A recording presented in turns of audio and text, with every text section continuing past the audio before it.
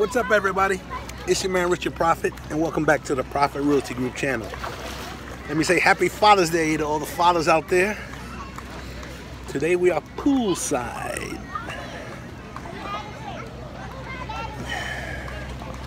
Poolside in New York. You gotta love it. All right. So today's question, let's jump right into it. Today's question comes from a good friend of mine, Poon, and his wife. Now, here's the situation. Poon has a two-family house, and he lives in one apartment, and he rents the downstairs unit. Now, the tenant is, he's been a great tenant so far. He works for the MTA, he has a good job, but his lease is expired. So, the tenant wants to move his mom in with them. Okay, it's good enough. But the tenant's mom has Section 8. So the tenant wants to put his mother on the, put the lease under his mother's name, get her Section 8 in there, get her Section 8 to pay the rent, and then he moves in with her.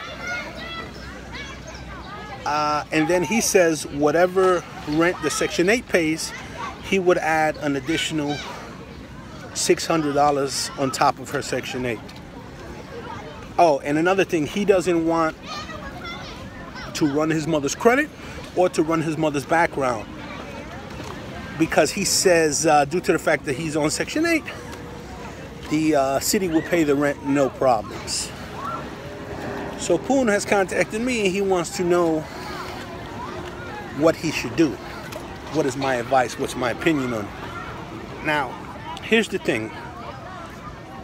First of all, you take him off the lease. You put his mom in there, you put her Section 8 in there. You can only make the lease for whatever the Section 8 guidelines allows you to charge. So if the Section 8 guidelines for that apartment is paying $1,500, you can't charge them $2,100, because that lease must only say what the Section 8 guidelines is. That is the contract, whatever the Section 8 guidelines are. Now this man is not even on the lease, so he says he's going to pay you $600 a month extra. Okay, in a perfect world, sure, he'll pay you that. But in the real world, let's say he pays you 1-2 times, and then he never pays you again. What are you going to do? What's your recourse? Can you take him to court? No. Can you get a default judgment against him for not paying you any rent? No. Can you evict them? No. As long as Section 8 is paying what's on that lease, what's on that HAP contract, whether it's NYCHA Section 8, HPD Section 8, whatever Section 8, whatever's on that HAP contract is what they will pay. Anything else, any side agreements or side contracts you have with somebody else is none of their business. And why can't you run his mother's credit or her background? Is she being evicted? Does she have landlord-tenant issues? Does she have terrible credit? I mean, what's the big deal? Who is she hiding from? What is the big deal? And if he's so sure that he wants to pay $600 a month extra, why don't you say, okay, $600 times 12, $7,200. Give me the $7,200 up front.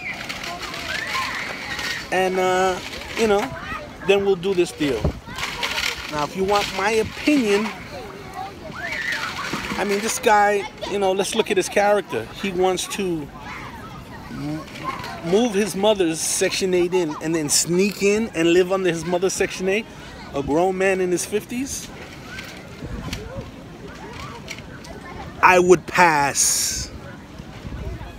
So, Poon for me. There you have it. To sum it up in 3 words, don't do it.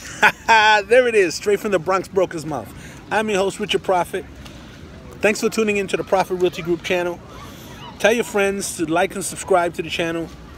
If you have any questions about real estate, send them over and we'll get into it.